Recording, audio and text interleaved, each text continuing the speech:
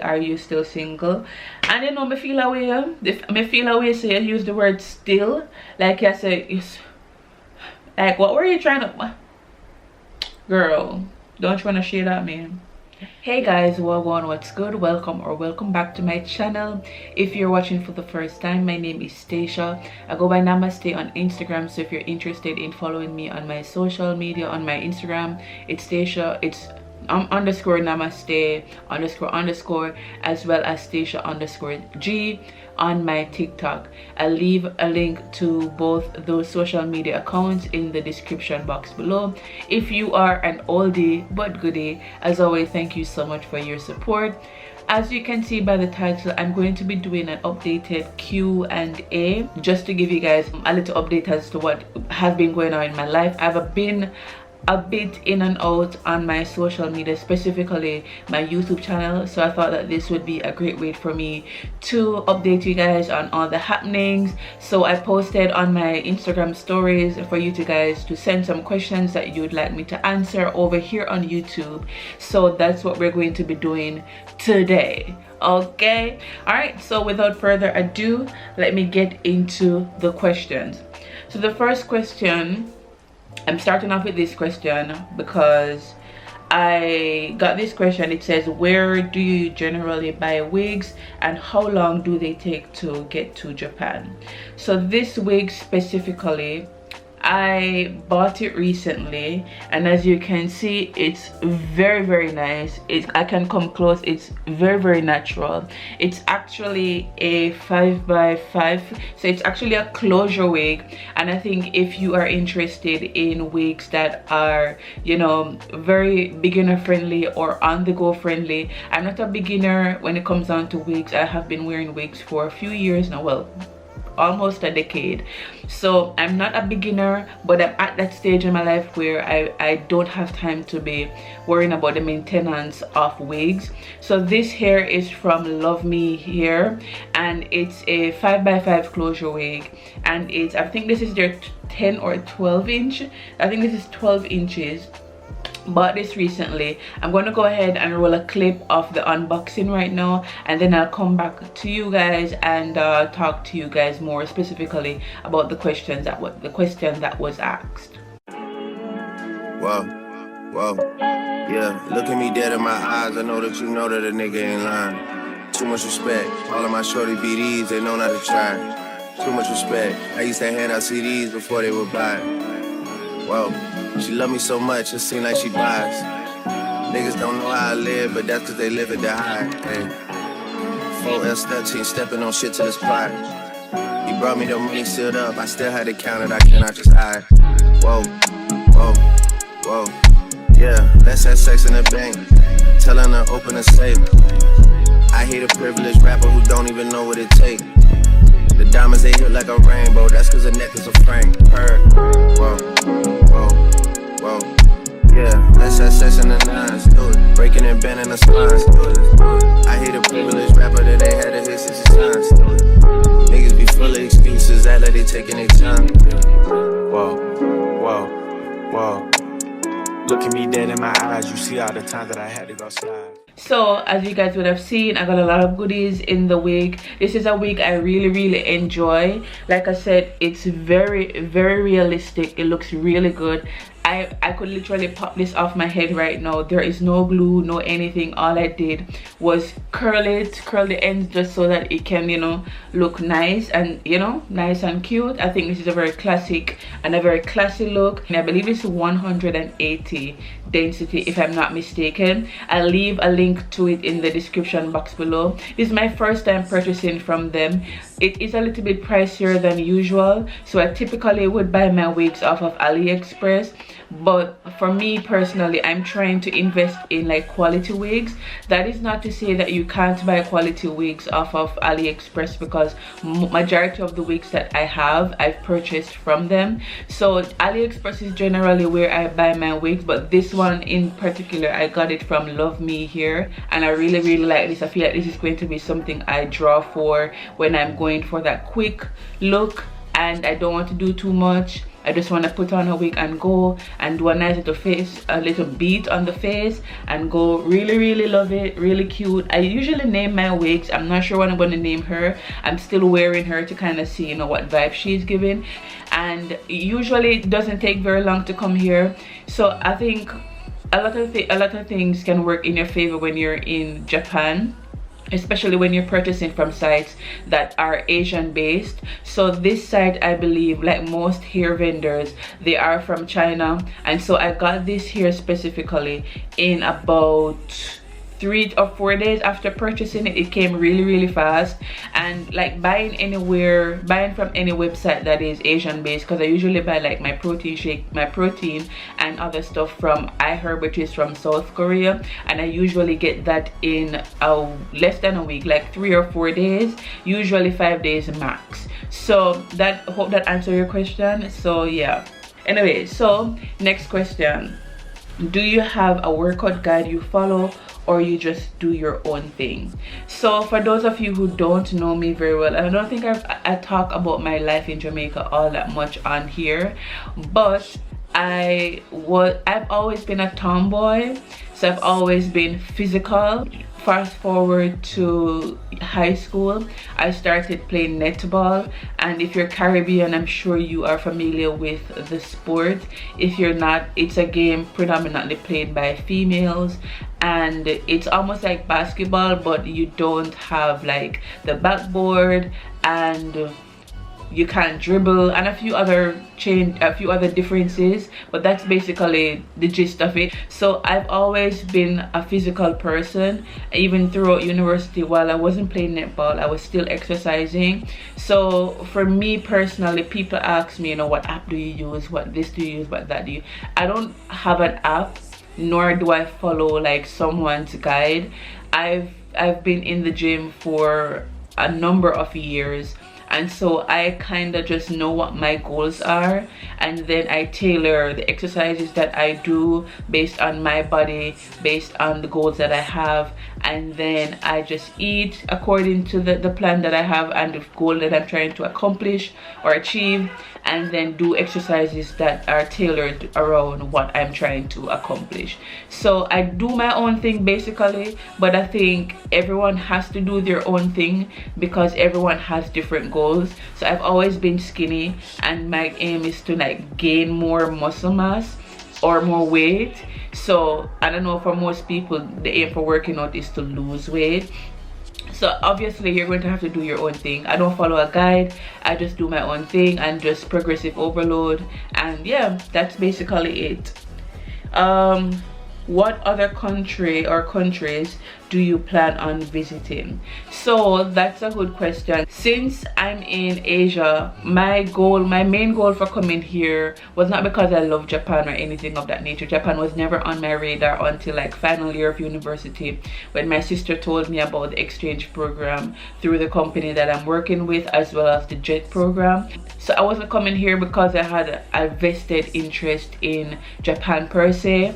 So coming here, I wanted to travel, and I wanted the opportunity to live in a country outside of my own. I would have gone for the United States. However, you know, I just didn't feel like moving from a country like Jamaica, where I was teaching, and jumping straight into the American education system would have been something that was good for my mental.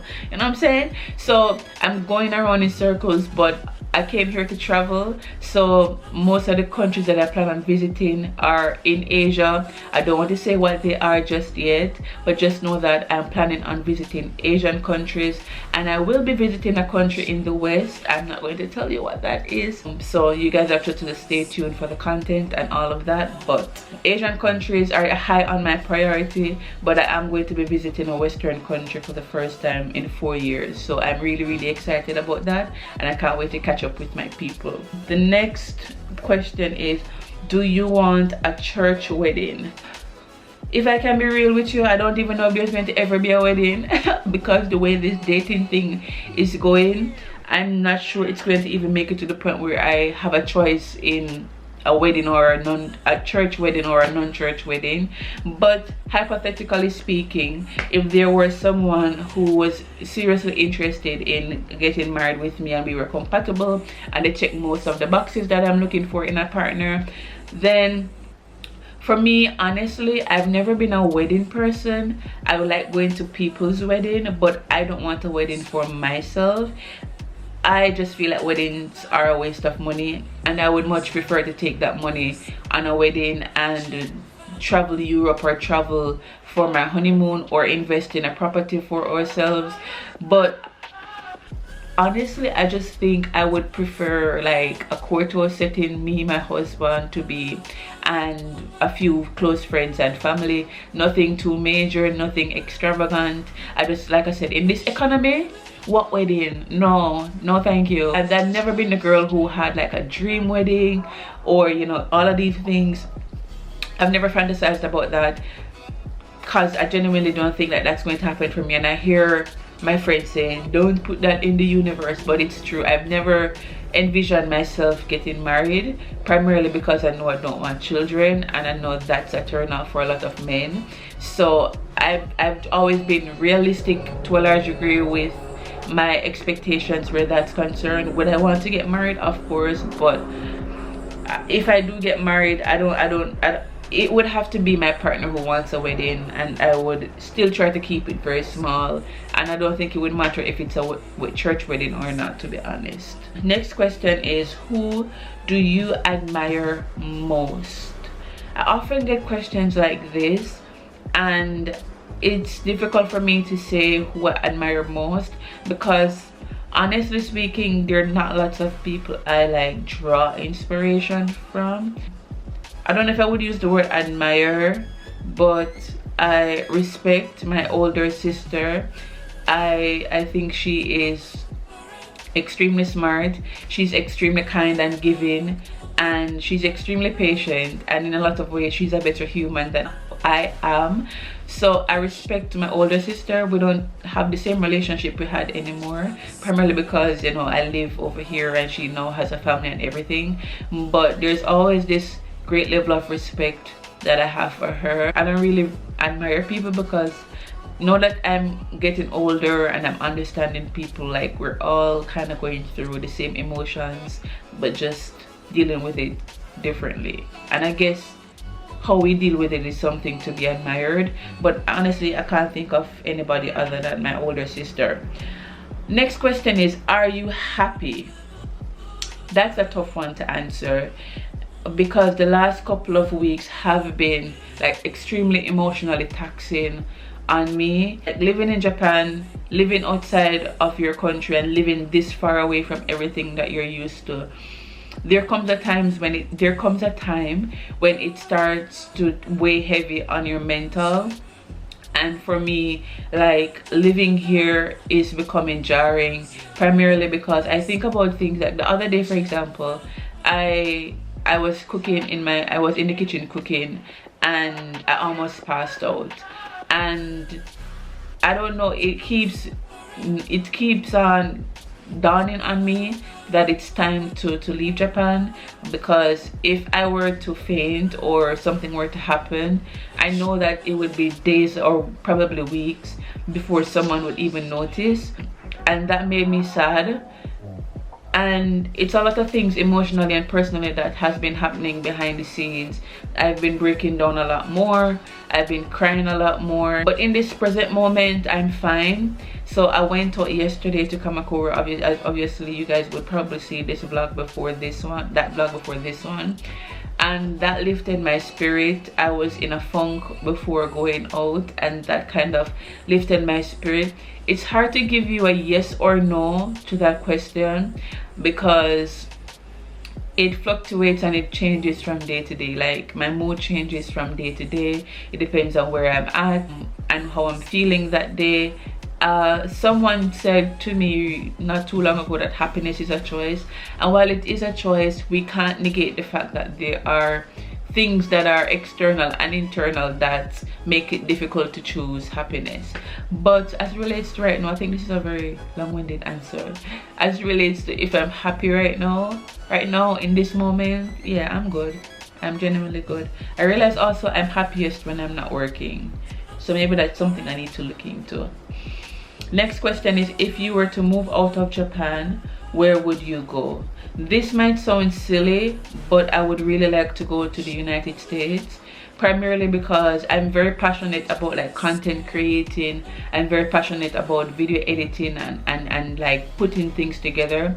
I would consider myself a creative. I've always had a very active imagination, and I really feel like if I were in the States, like my platforms could do much better, and I would do so much more with my platform, because even in this apartment it's a struggle to film, and like gaining access to things, it's much more difficult here. To walk into a store to get a foundation or to match a foundation on my skin, I had to travel to a whole other country to do that, and I feel like America would be more accessible, and it would offer me more opportunities to grow as a content creator, because I have so much ideas in my mind, but because I'm so caught up, or not caught up, I have so many things going on, especially work-wise. I work every day, so it's difficult for me to work, take care of myself, and to pursue the things that I'm passionate about, because I live in a country where I have to be hustling my ass off, and there's little to no emotional or physical or financial support. So America would be where I'd want to go next, but I'm open to other places like the Middle East if the opportunity arises. Next question is, are you planning on leaving Japan soon? I would love to leave Japan. That's just the truth.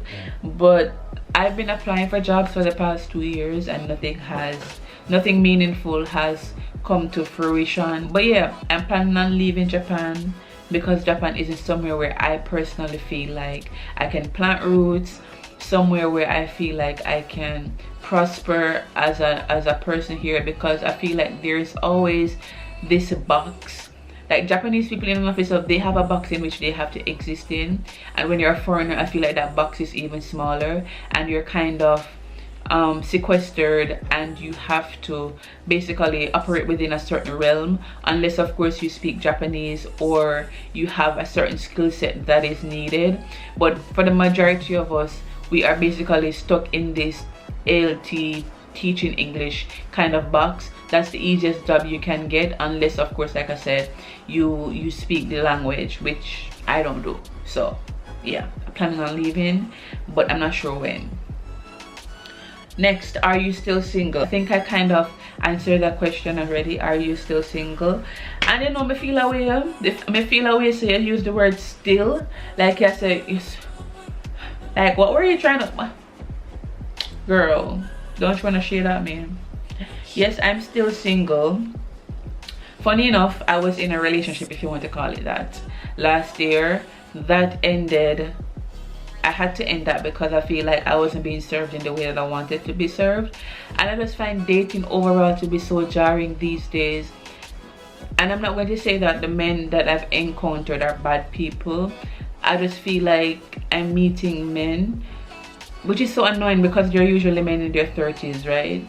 I'm meeting men who are not willing to do the work, and I'm at the stage in my life where I realize, I used to say to my ex that, you know, I'm willing to fight for us, and after self-reflecting, I'm at the point where I'm no longer willing to fight for anybody. I'm willing to work, and I'll walk into situations where I'm attracted to somebody, they claim they're attracted to me, and I'll say to them, these are the things that I need. I need emotional availability, I need emotional maturity, I need someone who is willing to communicate, even in the good, or even in the, especially in the bad times, because I feel like it's important to have like an open line of communication. And there are other things, but those are some of the things that I find to be lacking in the men that I've dated. and the inconsistency. I cannot be bothered with the hot and cold. Like, pick somebody else.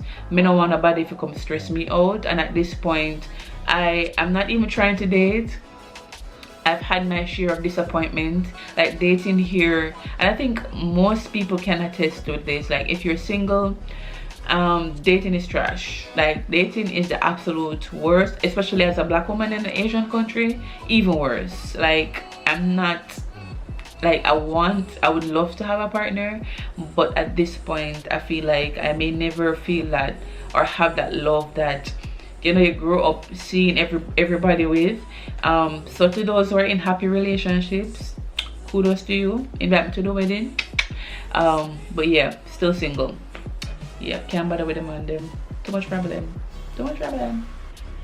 The next is, how do you cope with PCOS and living in Japan? How do I cope? I feel like my PCOS has worsened. I don't know if it's because I'm getting older, or if it's because I'm in Japan, or if it's a combination of the former and the latter. I feel like dealing with PCOS is difficult in Asia because it's not something that they are fully au fait with, and it's difficult to get medication and help, primarily because I found one of the items on Amazon America that is good for PCOS. A lot of clinical studies and case studies have shown that it's good for PCOS and helping and improving symptoms off, but I can't ship it to Japan, and none of the websites that have it available ship to Japan. Luckily, I was able to find PCOS supplements that are sold on iHerb that I could get, and that has been helping, I hope. So, and then the other thing is, for example, one of the symptoms of PCOS is the whole body hair and having hair in places that you don't want as a woman, right? Even accessing like laser hair treatments, for me, I'm not comfortable going to Japanese places to get services like that done, primarily because if you don't know anything about laser, the laser technique, or the kind of laser you use on a white person or an Asian person, is going to be very different for what you use on someone like myself, for example. And I remember going to a consultation with an Asian doctor in Tokyo, and I just didn't enjoy the experience because it felt rushed. And then when I did have the appointment to do the laser removal, like, my skin broke out and all of that. So for me, the West does a better job because obviously they would have had more exposure to women like me, as well as the whole idea and concept of PCOS. I'm not sure if you're asking this, how do you cope with PCOS and living in Japan, as separate things or coinciding together. But yeah, living in Japan, like, if living in a country that is completely different from yours, is going to be different, so bear that in mind. If you're living in Japan and you are not Asian, it's going to be different. Having any medical issues that are common within the black race or the black community, it's going to be hard finding someone who is able to help you effectively. Also, bear in mind that the medication that they offer here is usually lower dosage than what you would probably get if you were in the West, so it may not be as effective as you would expect if you compare that to what you would get in the West. And then the other thing is, if you do find English doctors, they're typically more expensive than doctors who only speak Japanese. I'm guessing you're paying them for the fact that you don't speak the language, but that's been my experience. If they speak English, the place is usually, not all the time, but it's usually a bit more expensive. The last question is, why are you still in Japan? Child, I ask myself the same question. Like, when I first came here, or before I came here, like, my goal was to do 3 years, travel 2 countries a year, boom boom boom, cut. But I think everyone will agree, like, COVID shifted the paradigm and like everything. So 3 years became 4. This is going to be my 4th year here, and I don't want to say I'm not going to be here for a 5th year, but I'm not planning on it. So that's all I'm going to say. Why am I still in Japan? Like, COVID changed a lot of things, and it has you know, pushed back a lot of things. I'm not here because I love being here. I don't hate Japan, just putting that out there. I don't hate Japan, but in terms of striving or accomplishing more, I do feel like it's going to stunt my growth, or I'm going to have to work my ass off, which I'm currently having to do because my current job only pays my bills, and then my part-time is how I get to buy here and travel and save and do all of those nice things. Anyways guys, thank you so much for watching. If you've made it to this far in the video, don't forget to hit the like button, subscribe. If you want a part 2, go ahead and leave your questions in the comment section below. If you have anything further you wanted me to elaborate on, or something that resonated with you that you want to comment on, feel free to comment, and don't forget to share my videos. Yeah, love you guys for watching, and I will see you guys in the next one. Bye.